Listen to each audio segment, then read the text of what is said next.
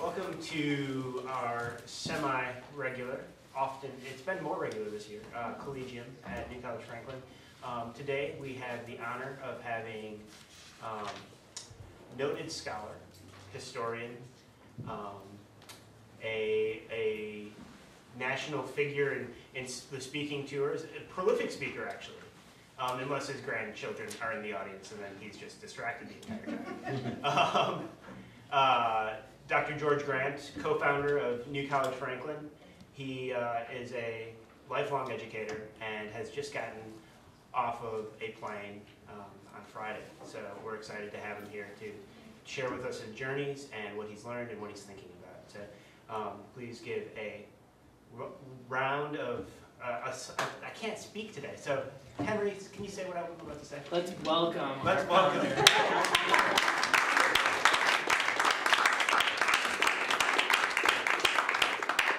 Thank you, thank you. I was really dreading that introduction. I was afraid of where that was going to go. It's great to see all of you. I'm just back from a tour of Indonesia and Jakarta, doing teacher training and speaking in several churches. And I had an opportunity to spend time with a number of Christian leaders in both Indonesia and Korea, and came back with some, just a lot of things percolating in my mind about the nature of mission, where we are in the global economy,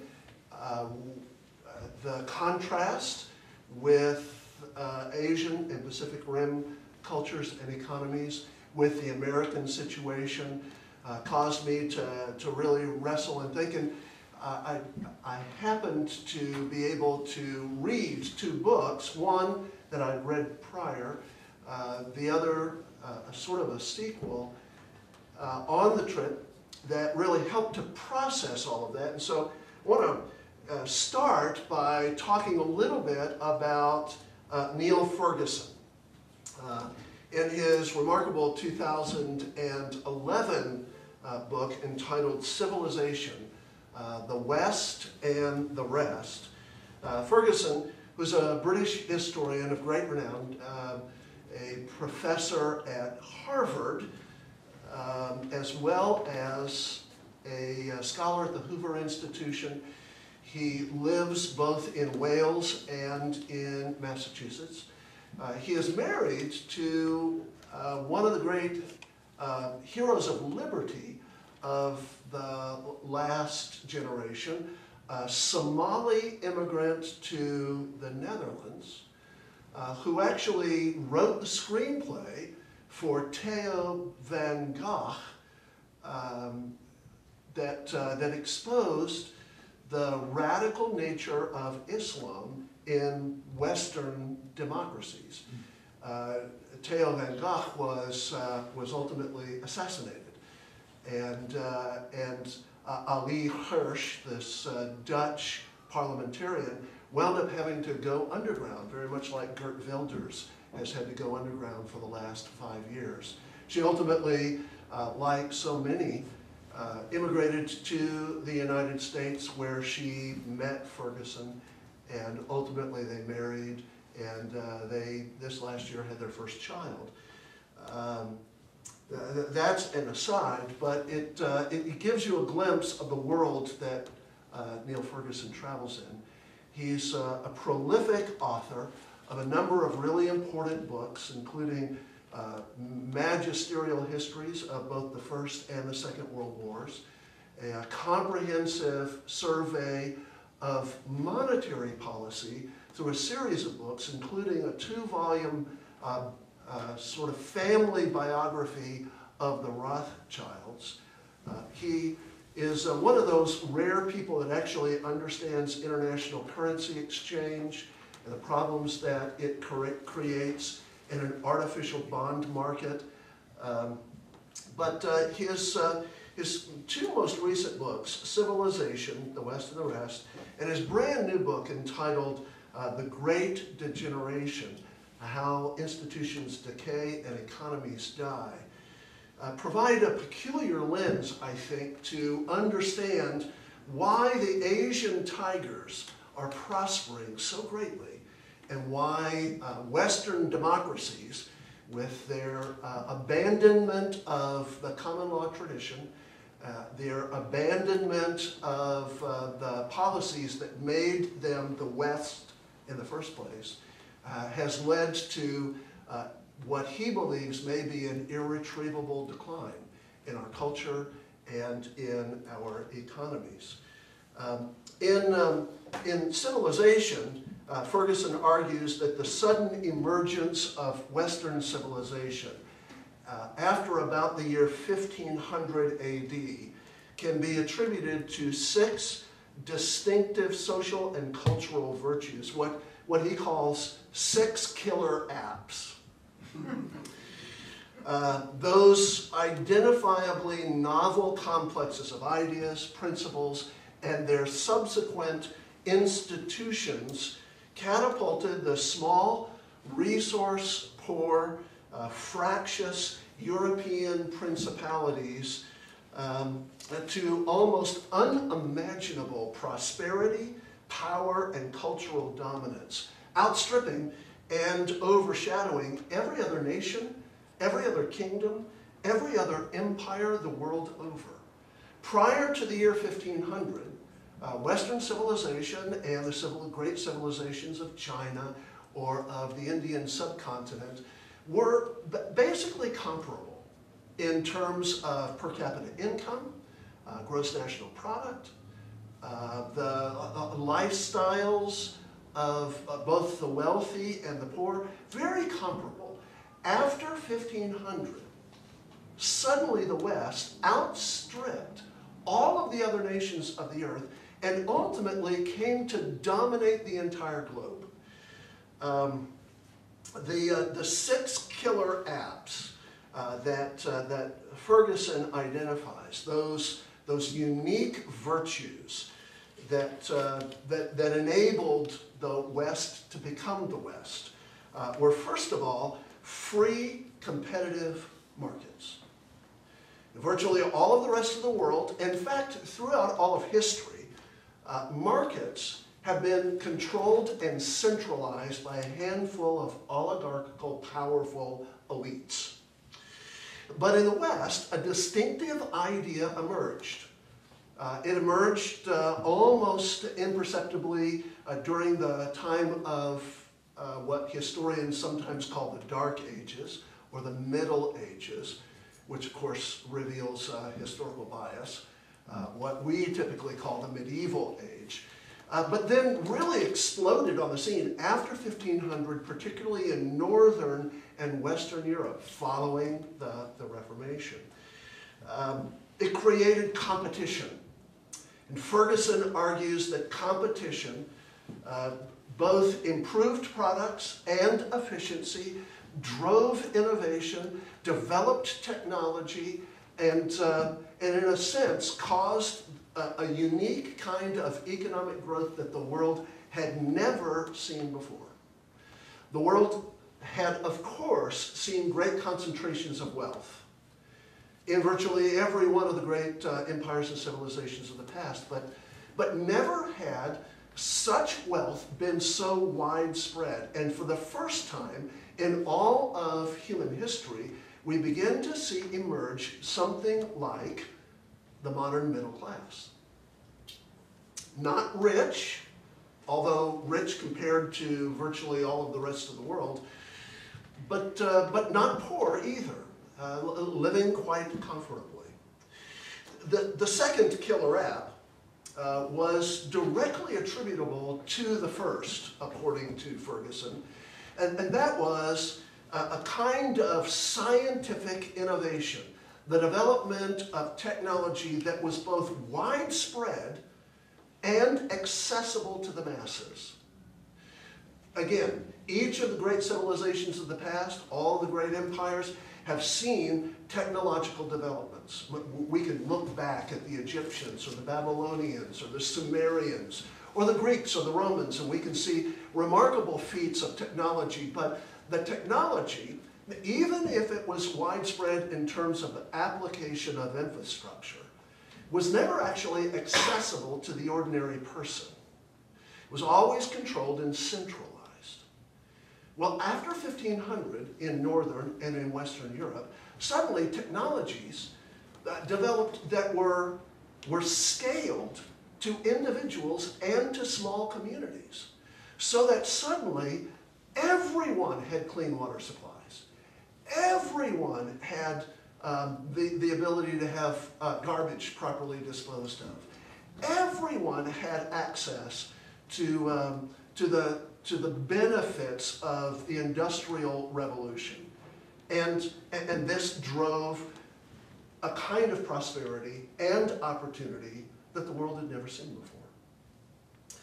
The third killer app is what Ferguson calls property rights under the rule of law, with an emphasis on the rule of law. It was unique to the West that ordinary people, peasants, people who worked the land, had social mobility simply through access to private property rights, controlled by a common law tradition that made things like taxation and inheritance predictable rather than under the control of a centralized elite based upon bribery or favoritism. Suddenly, in the West, there was the opportunity for inheritance to be passed from generation to generation. Suddenly, in the West, there was an opportunity for the accumulation by sheer dint of labor and a work ethic to literally pull a whole generation up by its own bootstraps. And this, under a common law tradition, meant that predictable and repeatable prosperity could be maintained over the course of multiple generations. The fourth killer app identified by Ferguson was what he called widespread, progressive health care. In the West, for the very first time in really all of human history, ordinary people began to have access to all of the benefits of health maintenance and health care. Christianity had brought the innovation of things like hospitals, dedicated doctors. No longer did you have to go to the barber in order to have your teeth pulled. You could actually go to someone who had studied dentistry.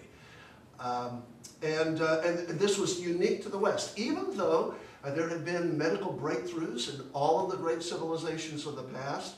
For the very first time after 1500 in the West, you have this explosion of care about things like brushing teeth and washing hands and clearing away garbage and scrubbing down doorsteps and cleaning and sweeping streets.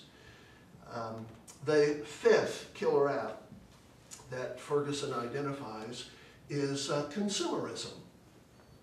For the very first time, ordinary people could go out and buy what they wanted.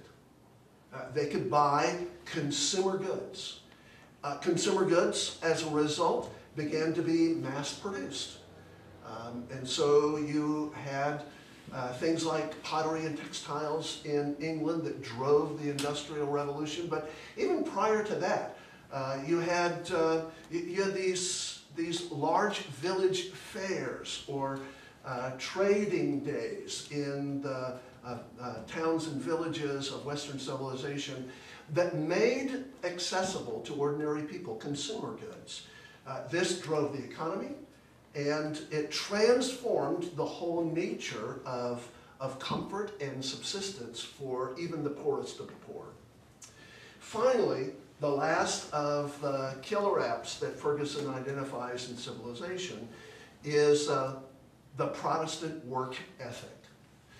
The willingness to work hard, to defer gratification, to exercise stewardship, to invest in the coming generations, In fact, it created a kind of compact between generations that saw the economy, like history, in terms of covenantal succession over time. Ferguson, though he goes to great lengths throughout his book to argue that these virtues were not necessarily the fruit of Christianity in general or the Protestant Reformation in particular. Ferguson, like his wife, are dedicated atheists.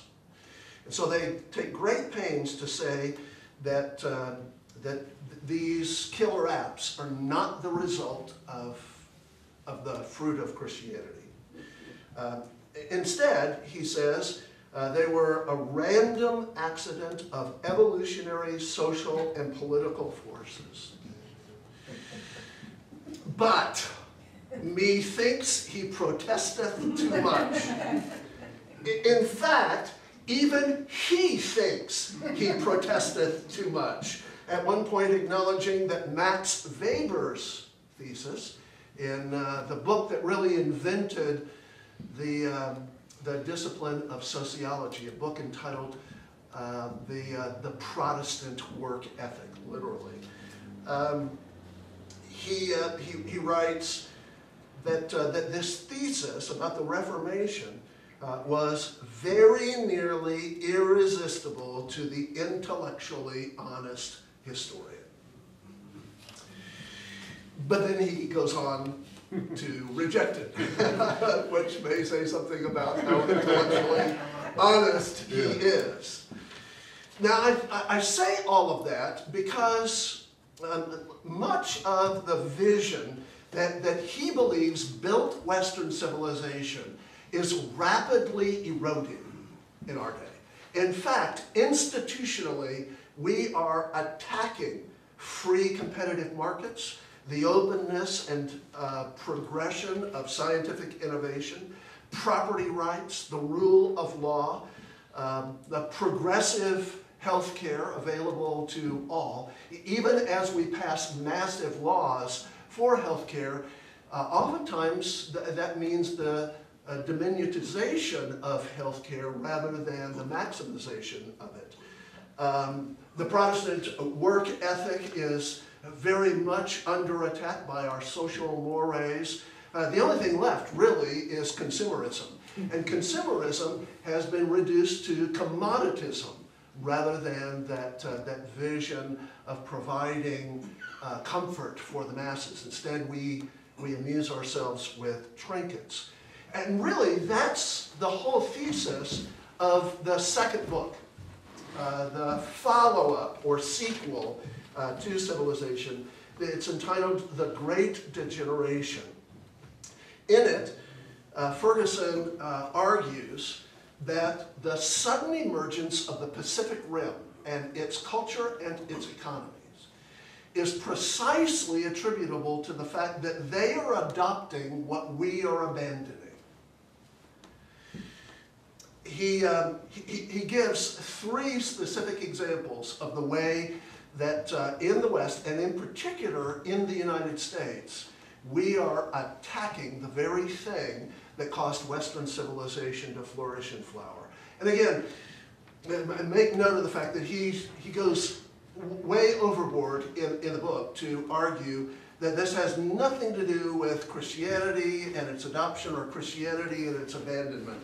But then every time he makes that argument, he takes it away in a footnote where he says, but of course, the three things that he identifies that are attacking the 6 killer apps are the source of degeneration. First of all, centralized regulatory bureaucracy. He gives several examples of how hard it is to start a business or to bring a product to market in the United States today. For instance, he cites the case of John Stossel, the famous ABC reporter who wanted to set up a lemonade stand with his daughter in their New York City neighborhood.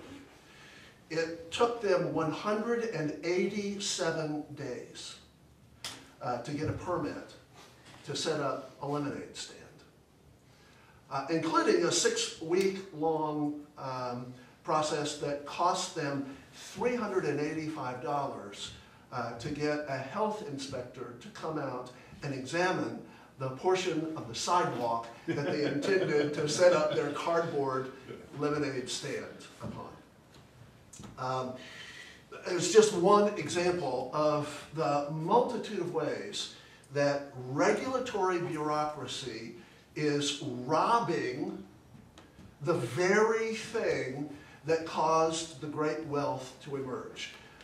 He identifies several things that I have long been aware of. For instance, a taxi cab medallion in the city of Chicago costs somewhere in the neighborhood of $1.2 to $1.4 million to get a taxi cab medallion. Now, once upon a time, a poor person who could afford a car could apply for a taxi cab medallion in the city of Chicago and get one for $14, and then be able to literally pull himself up by his own bootstrap. We would probably all welcome some regulatory control over some of the taxi drivers that we have seen perhaps in the past. Our family had an unauthorized taxi one time from Heathrow Airport. He wound up holding our baggage hostage and wouldn't let us go until we essentially bribed him. And we got to the hotel, and he was not altogether conversant in English, and he certainly didn't know American English. And at one point in a rather heated exchange, I said to him, "Look, Buster, you've got to give us our luggage." And he says, "Buster? Buster? You don't call me no Buster. I ain't no Buster. You're the stinking Buster. You the stinking Buster." I realized, oh, he thinks I said something else. So it's not that we don't welcome some sort of regulatory control, the kind of control, for instance, that guilds once provided for tradesmen to hold in check the kind of abuses that might emerge. But one of the things that Ferguson points out that this centralized regulatory bureaucracy does is it drives the informal economy of the poor underground, or it crushes it altogether. So it creates black and gray markets, but it doesn't actually provide a means by which poor people can make their way into the economy utilizing a work ethic and a vision of entrepreneurial zeal to raise up their families. It gets harder and harder and harder for those who have no resources or connections to make their way in the world. The second point of degeneration that Ferguson points out is what he calls the abandonment of the common law tradition. He says we no longer have a common law tradition in the United States. We don't have the rule of law, we have the rule of lawyers. This is a very different thing. What we have is unpredictable, constantly changing, aggressive legislation, activist courts overturning the long-held traditions, predictable traditions of everything from tort law to family law. And that creates uncertainty, and it causes capital to flee. Finally, he says that a great source of degeneration in our society today is what he calls the loss of mediating institutions. At this point, he quotes Alexis de Tocqueville quite frequently. de Tocqueville was a French nobleman who came and visited the United States in the 1830s. And what he discovered was a remarkable social fabric that was largely informal in the United States. The United States had very small government, almost invisible government. De Tocqueville notes at one point he went for a month and a half without ever seeing any kind of public official during his visit. Instead, what he found were informal associations, neighborhood networks, clubs, churches, mediating institutions, and with overlapping jurisdictions and with a great deal of energy, they were transforming their communities, building museums, establishing libraries, creating hospitals, providing neighborhood watch programs, initiating small schools and colleges all over the United States. And unconnected with any kind of regulatory agency, it causes me to reflect upon the long journey that it took for us to get to this place with New College Franklin. Hundreds and hundreds of pages of documents had to be filed with the state of Tennessee just so that we could have the right to use the word college. It didn't really matter that we actually had students and mentors, and the curriculum was in place, and the vision was going forward. Instead, what mattered was kowtowing to the structures of regulatory authority. And that regulatory authority has cost us these mediating institutions. Now, thankfully, in Christian communities, that we see a lot of these mediating institutions. We see, you know, these remarkable housing initiatives. We have a couple right here in our own community, in Hard Bargain, in, you know, raising up a Mount Hope where there once was a Hard Bargain here in our town. But that's rare. Franklin is a bubble. And it's not like the rest of the country, and where we see that kind of zeal encouraged here, it's discouraged the world over. So what does this have to do with my trip to Indonesia? Jakarta, Indonesia, is the world's second largest metropolitan area. It's a massive, massive city of tens of millions of people. Oftentimes, it is startling to a visitor to see the energy and prosperity of a place like that, where there seem to be no rules to drive, no rules about where you can set up shop, what you can sell, where you can sell it. It's a mind-boggling sort of cultural mix. And the engine of prosperity that is being driven in the city of Jakarta is astonishing. Now, if you read the Wall Street Journal or many business analysts, or if you listen to politicians, what they will tell you is that the Asian tiger exists because, first and foremost, of low labor costs. Secondly, because of what they call hive manufacturing. You know, Foxconn, you know, huge factories where maybe 35,000 people are putting together iPads. Hive manufacturing. So not the kind of thing that you see in the United States. Even something like the Saturn plant or the Nissan plant, you know, you're not going to see 35,000 people employed all on an assembly line working. With those kinds of economies of scale, obviously, you're able to accomplish things that you don't in most places. Third, business analysts talk about the open source currency exchange. It's really only in euro-based economies and dollar-based economies that we actually have a locked currency of exchange. If you go to any shop in any one of the malls in Jakarta, you can buy whatever you want with euros or yen or dollars or rupees, or if you've got a particularly cooperative shop owner, you can swap chickens for your new iPhone 5. They have open source currency exchange.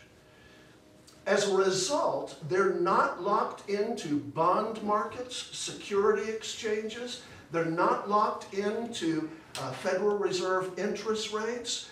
They're free to allow the market to flex with demand and desire. Another point that many business analysts today point to about the Asian tiger is what they call generational digital leap. Because these once third world countries are not bound by a lot of legacy infrastructure. In other words, they don't have the old cables. They don't have telephone lines running. They can go to 5G digital cell phones instantly. They leap over it all without having to worry about the investment made over the last 30 years in old, no longer relevant technologies. In addition to the low labor costs and hive manufacturing and open source currency exchange and generational leap, business analysts talk about centralized subsidies. The Chinese government will subsidize industries and factories. They'll buy back their own currency in order to ensure good currency exchange against the dollar. And they also talk about tax migration, the willingness of places like Hong Kong or Seoul to bypass all taxation whatsoever, just bring us jobs and no taxes. Something that's unheard of in the US. Even when we give huge tax breaks to Nissan to build a building in Cool Springs, we don't exempt them altogether from taxes. What Neil Ferguson argues, though, is that all of those, while they have some relevance, are not the reasons why the dollars, the prosperity, and the opportunities are migrating to the Pacific Rim. He says that the reason that business is migrating to the Pacific Rim has far less to do with low labor costs than it does with the fact that they have bought into the 6 killer apps. In other words, they understand somehow that what made the West is what ultimately will make them. Now, Ferguson argues that China is not among those Asian tigers that will long endure because of its totalitarian, centralized government structure. In fact, is one of my favorite quotes from the book. He says, "It's bad enough to see state capitalism touted as an economic model by the Chinese Communist Party. Now, after all, this is just fascism in disguise. But to hear it deployed by the President of the United States as a rhetorical trope devoid of practical content makes this writer, for one, pine for the glad, confident morning of 1989 when it really seemed the West had won and a great regeneration had begun." And of course, he's making reference here to the famous speech, "You did not build this," speech. The point is, though, everywhere I went, I saw what de Tocqueville saw. And the Christians, particularly, are taking advantage of this strategic opportunity in cities like Jakarta and Seoul to do extraordinary things. In Jakarta, the best schools are all Christian schools. The best hospitals are all established by Christians on the fly without government interference. In fact, they build it and then the government comes to them and says, "How did you do this?" What we have found in places like Iraq is that if we establish a school, despite the incredible cultural obstacles and religious bias against what we're doing, the government wants a piece of it. They see that, that opening up to these killer apps of the Christian West is their gateway to a future of prosperity and hope at the very moment that we are abandoning. I had the opportunity to have several conversations with some businessmen. There was one businessman who I had dinner with, is the former owner of an Indonesian airline. He sold the airline in order to invest in a new food cart micro banking initiative. Essentially what he does is he puts up the financing dollars for a guy who's pushing a little cart down the streets of Jakarta, selling satay or, you know, some little roll or some rice, badang, something, and he makes more money, and he's able to do more good through a micro banking initiative than he did when he was the owner of an airline. He gets it. Without regulation, he's able to come along some poor person who has a work ethic, who has entrepreneurial zeal, and who has a recipe or a product that they want to sell on the streets, and with just a little wagon that costs about $75, he is able to start an engine of prosperity. His vision is to have hundreds of thousands of these little push carts all over the city. Everywhere I went to Jakarta, I saw the push carts, and I saw the guys pushing the push carts in their crummy little sandals with their iPhone 5s calling their suppliers in order to get them more rice for the day. It's an astonishing vision, and it's one that can't be replicated in the West right now because there are too many obstacles. Ultimately, what this means is the pathway for the poor out of poverty is shrinking to a very, very, very narrow pathway. Now, scholars like Charles Murray, they have found that social mobility in the United States in the last 40 years has actually decreased about 75%, meaning that the likelihood that a child born in poverty will actually get out of poverty as an adult has shrunk 75% in just 40 years.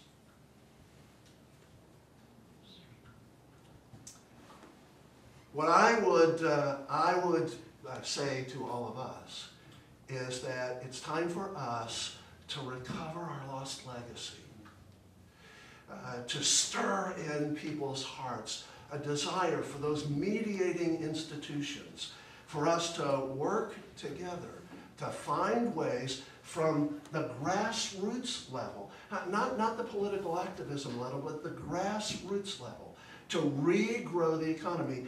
It is rather absurd that the only major industries in the United States that are actually showing significant growth are government and healthcare.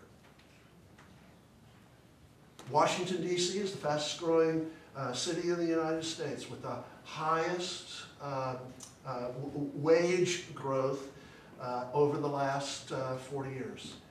Fastest growing. Why? Why is Detroit abandoned and Washington, D.C. growing? It's because we've abandoned our legacy. It's not Washington's fault. It's our fault. And so what we've got to do is we've got to go back to work and recover those 6 killer apps to fight against the forces of degeneration. And then what we'll discover, I believe, is that, that the Asian tigers have nothing on us. Okay. Questions before I wrap up here? questions? I just kind of would be interested in hearing if you think that, I've been reading on the Wall Street Journal and then hearing on NPR about this idea of demographic winter, that the West and a lot of the world is actually losing population. Do you think that that plays into any of what Ferguson is talking about, and even the idea of what's happening in Asia at the same time? He actually addresses that. He argues that the birth dearth, we long ago reversed the whole population bomb idea, and we are now very much in a birth dearth. Western nations like France fell below replacement rate shortly after World War I. The last Western European nation to be at replacement rate was Ireland, and they dipped below replacement rate 10 years ago. So we are in the midst of population shrinkage. We've been able to sustain population levels through immigration, but Ferguson actually says that that is not as great a problem as some of these other forces of degeneration, because his thesis, and again, he's got this anti-Christian bias, but he believes that when we recover the other 6 killer apps, it drives us to deeper commitment to family and community, and we'll start having more kids. So his argument is that if we do these other things, then we'll start having more kids. I would argue that the birth dearth is great danger, and it's first and foremost a danger to our whole vision of that contract between generations. We're so concerned about ourselves, and it's the reason that we limit the number of births and all of the rest in our families, that we've really broken trust with the coming generation. It's why the national debt is, the debate is couched in all the wrong terms. What the national debt really is us borrowing against our children's future and our grandchildren's future. The current national debt necessarily means that over a 40-year working life, if it doesn't escalate at all, over a 40-year working life that my grandson will have, he will have a 13% tax just over the course of all 40 years of his working life, a 13% tax liability just to pay the interest on what my generation has borrowed. So I would argue that the birth dearth is just one more manifestation of that violation of the contract between generations, the loss of covenantalism, the whole loss of a vision of the future. Other questions? Gary? Jakarta, is that not Muslim territory? Indonesia is majority Muslim, but they are not under Sharia law. And Jakarta itself is essentially a non-observant city. You can see people with headscarves and things like that, but it's actually fairly rare. So that's why the Christians are free to just do that. Yes, and Indonesia also has, Indonesia's 3,000 islands. There are, I don't know, about 15% of those islands, including big islands like Papua, who are majority Christian. So there are parts of Indonesia that are majority Christian. There are parts of Indonesia that are extremely fundamentalist Islam, but they're a long, long way from Java. They're often far north of Sumatra in the province of Aceh. That's only 750 miles from Jakarta. Yes. When you were talking about the vendors pushing around their carts, holding their iPhones, it reminded me of another description you gave of a trip you took to South America a few years ago, where you saw satellites on the mud huts of the locals there. Do you see the same sort of economy in South America as you do in the Pacific Rim? In some places in South America, yes, you do see that. Now, unfortunately, in South America, you also have these sort of radical economies that are hyper-centralized. It's the reason why Argentina, despite its incredible natural resources, has constantly been in the midst of currency crisis and inflation. Which, inflation is a political phenomenon, it's not an economic one. It's created by political forces, not economic forces. Because it's simply, inflation is simply the expansion of the money supply. And so it basically means that the government's printing money without any kind of base for it, and that drives the prices up because there's more money out there. So in some places like Argentina, Brazil, Venezuela, obviously, you don't see that kind of entrepreneurial zeal. In fact, Venezuela, once a very quickly developing country, over the last 20 years under Chavez, has drastically declined and is looking more and more like Cuba. But when you go to places like certain places in Peru, certain places in Colombia, certain places in Chile, you're starting to see that same kind of thing, where you have the technological leaps, the generational leaps to a digital sort of age, and entrepreneurial zeal. In fact, one of the people that Ferguson quotes a great deal is an economist from Peru named Hernando de Soto, like the explorer.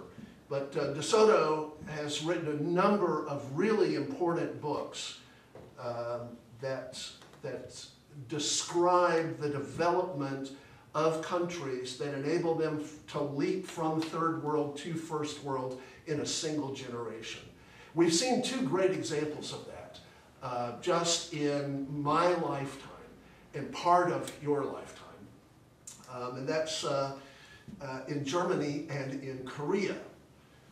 After World War II, you had these nations that were literally split in half. Prior to the split, West Germany and East Germany were essentially identical in culture, background, history, economy, opportunity, prosperity. They were identical. But what happened was that East Germany became communist, centralized, controlled economy, all the forces of degeneration at work, including oppressive totalitarianism, while West Germany suddenly became this engine of productivity and a marvel to the world, one of the world's strongest economies, an incredibly prosperous and modern place, while East Germany remained locked in a Stalinist era of darkness. The exact same thing happened in Korea. Korea was divided. Prior to the division of Korea, North Korea and South Korea were essentially identical. Identical in culture, identical in history, identical in language, identical in industry and prosperity. But today, you go to Seoul, and it's way beyond New York City. I mean, it's dazzling. It's also a place where you see a tremendous work ethic. It's also a place that you see a stunning cleanliness. It's one of the few places, the city of Seoul is, besides central Tokyo, it's the only place in Asia where you can just drink the water right out of the tap. It's astonishing, sparkling, huge amount of prosperity. Poverty has all but been eliminated. North Korea starving to death, locked in this sort of backward sort of world. What's the difference? Well, both West Germany and South Korea had thriving, vital missionary movements that enabled them to rebuild after their cataclysmic wars. Both adopted the killer apps of Western civilization, and both really outran every possible expectation to the point that they are now, stunningly prosperous. They're not perfect, but they're free. Yes, right. I think I heard you say that you disagreed with Neil Ferguson with regard to the conclusion that our Western society does have some hope. I think I heard that. Yes. Totally. Could you speak to that? My whole life is dedicated to the hope that we have been given by God an incredible opportunity. Every time I see a homeschool mom, every time I see a group of new college students, every time I see, an art fair, a production, a Frank Classical School, I think, okay, we're creating those mediating institutions. We're creating an appetite for freedom and opportunity that really can change the future. So I have great hope.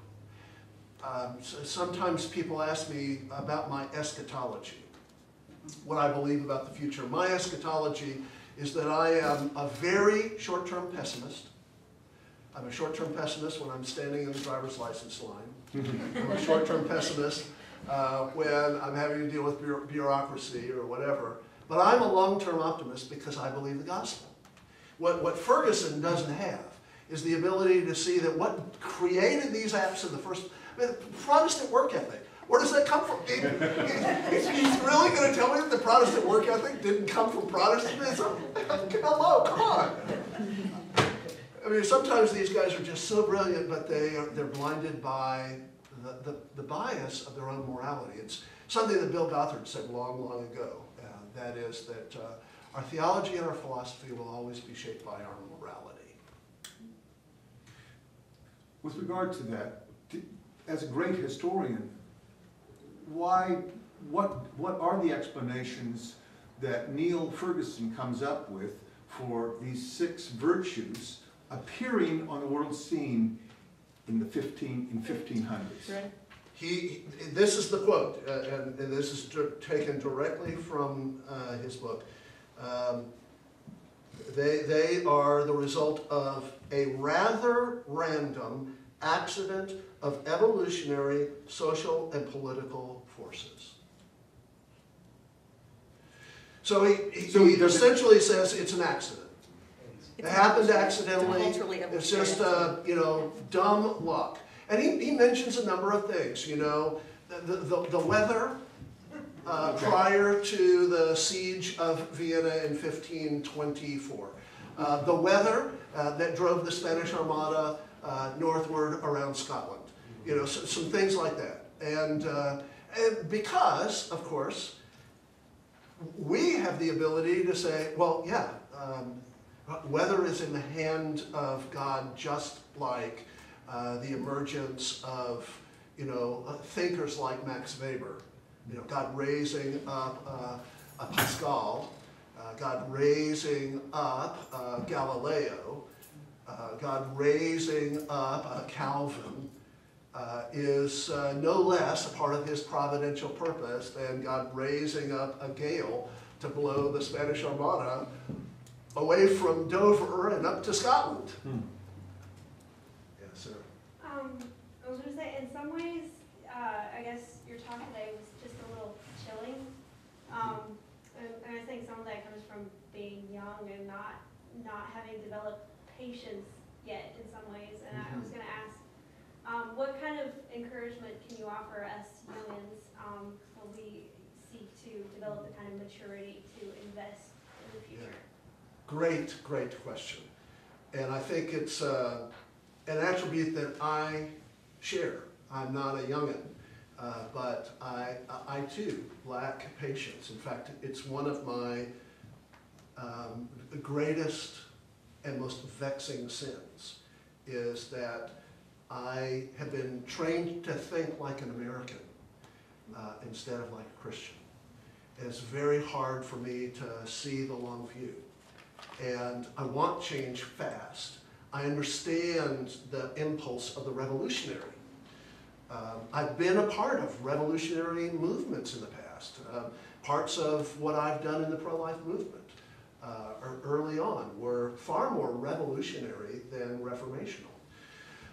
So I share that.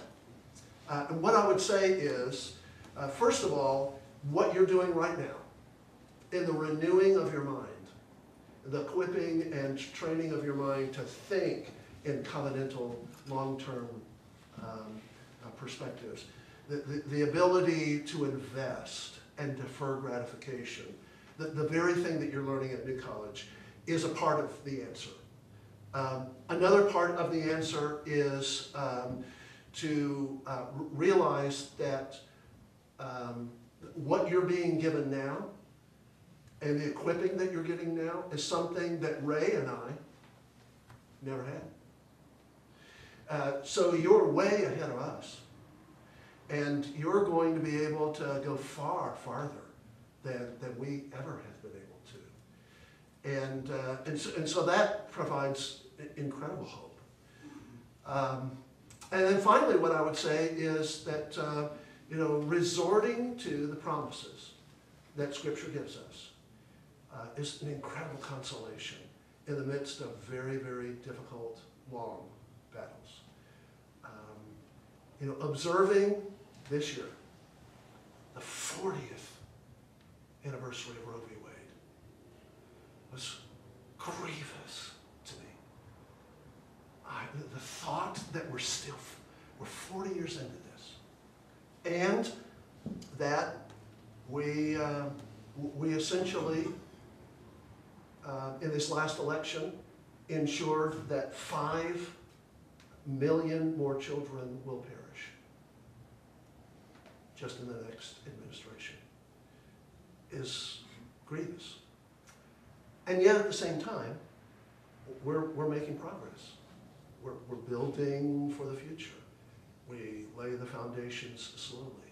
We didn't get into this mess overnight. We're not going to get out of it overnight.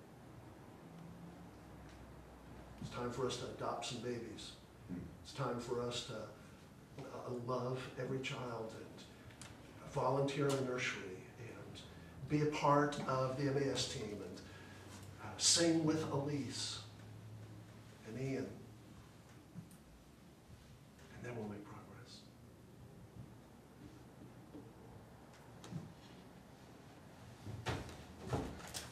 Thank you, Dr. Grant.